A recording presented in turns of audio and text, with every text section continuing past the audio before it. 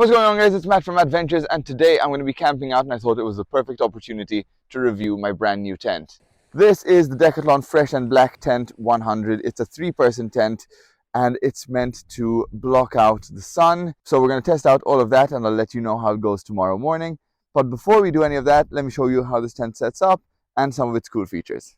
It comes in this little roll-up pack which just clips undone over there and everything rolls out and is packed like this. It is already very nicely separated. You've got your poles up here with some instructions on how to set it up because it can be a bit confusing for the first time. And then you've got your fly sheet and inner wrapped up over here. And then right underneath that you've got a set of 4 poles. One of them is just a simple 2-pole setup which will keep everything nice and tensioned, and the other 2 are an X-frame design which will keep the tent up even if it's not pegged down. Fully extended, this tent has a footprint of about 2.5 by 2.1 meters with a usable interior space of 1.97 by 2.1, which makes it very comfortable for 3 people and even more comfortable for 2.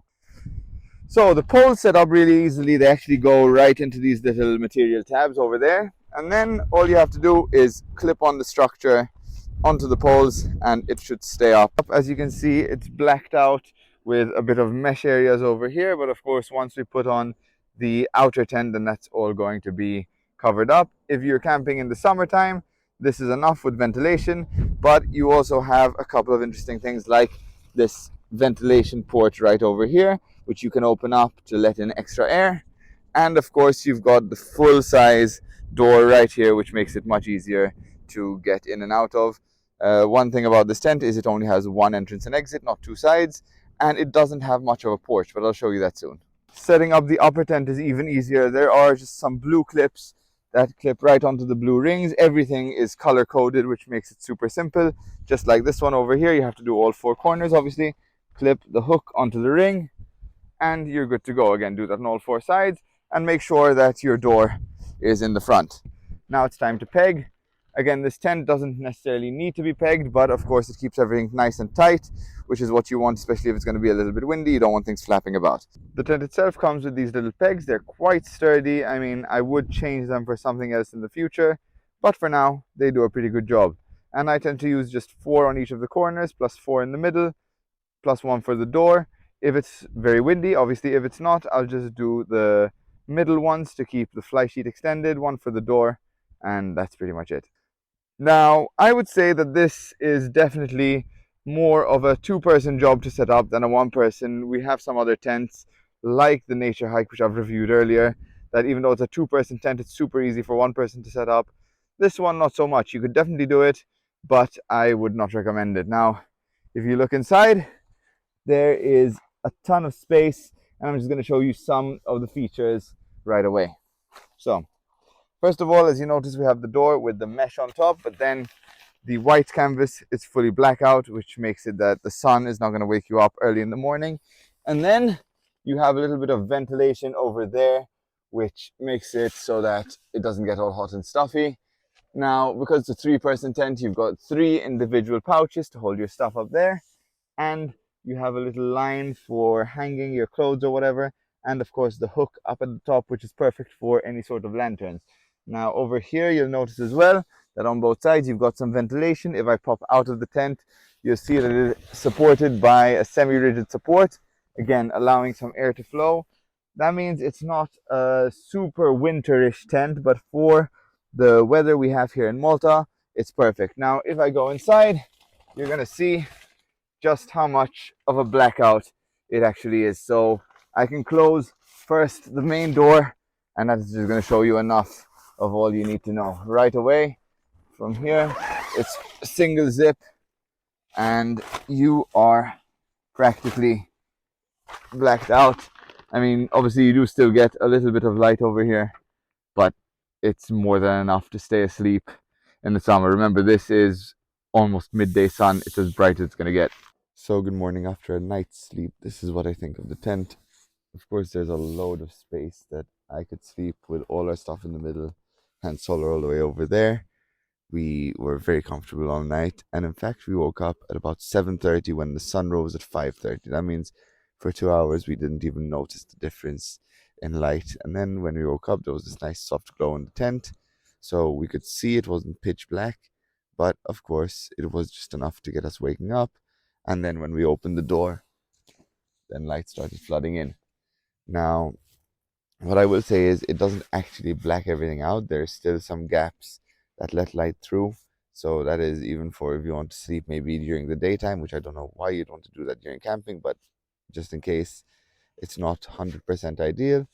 And other than that, it does a really good job of what it says. Of course, with all the ventilation holes around the tent, as I mentioned, there is quite a bit of a draft that passes through. So if you've got a really windy or really cold night, maybe it's not 100% ideal. And to finish things up, of course, it was just generally very comfortable. It's spacious, you can sit straight upright. Now, in my opinion, actually taking down this tent is much easier than setting it up. Of course, the first thing we're going to start with is just unhooking every one of these pegs. They're in pretty soft ground today, so just unclip. It's also good to know that you can actually leave the pegs in if it's a windy day and take off the fly sheet from the standing inner tent, and then take down the inner tent and then take off the pegs pretty much as the last thing. But today it's a nice calm day, so we're going to go with the pegs first. So now with that done, we're going to take off all these little blue hooks from the outer, from the fly sheet, which leaves it just free to come straight off. So once we take it off, we're just going to put it down, fold it, and then we'll go ahead, take down the inner, roll them up together, and dismantle the poles. Next up is just a matter of undoing each of the black clips from the side. So they just pop straight off. One, there's two on every corner, plus the one on top that keeps everything upright, that hooks onto the red pole. Those are really easily done. Then after that, we'll remove the poles from the supports right here. Just put your foot on it and the pole can come straight out. Then first thing is to fold the poles away so they don't get crushed, and then fold the inner sheet onto the fly sheet, and it's pretty much sorted. Now that everything's sort of lined up, the black part, inner tent folded in thirds, the outer in half and then over itself, that just rolls up and stuffs right in the sack. And then once that's rolled up, it's a simple matter of stuffing your burrito into the bag. So because it's got the full open top, it makes it fairly easy. Just grab it, make sure you keep it tight so it doesn't unravel. Pull the ends over. You might need to just push just a little bit, but pretty easily done. There, that's all up and over. The bag as well gives you a little room to play with different sizes. You've got, of course, your pegs in here, and then it's just a simple matter of rolling everything shut and making sure that you get those clips in from the back, both sides, and cinching it together. So here's my final opinion. Overall, I really like the Quechua Tent 100 Fresh and Black.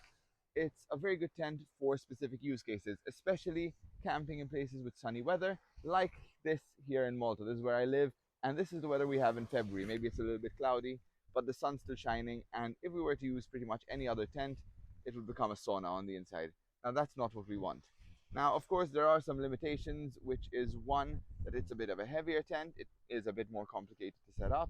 So I wouldn't use it on, say, a longer hike where you've got to carry it on a backpack, or you've got to set up quickly, because it's not exactly ideal for that. But it is a very comfortable space, something that you can sit down fully in, something that you can relax. But also, of course, that comes with its drawbacks, that it's not the warmest tent, so definitely not recommended for winter camping, or camping especially where there are cold gusts of wind, because that will easily get into the tent, and you don't want that to happen, especially if you're in like sub-zero temperature. If you want more gear reviews like this one, please let me know, and let me know what equipment you'd like me to review next, because of course I would love to buy it, test it out, and tell you guys exactly what I think of it. Thank you so much for watching, and I'll see you in the next one.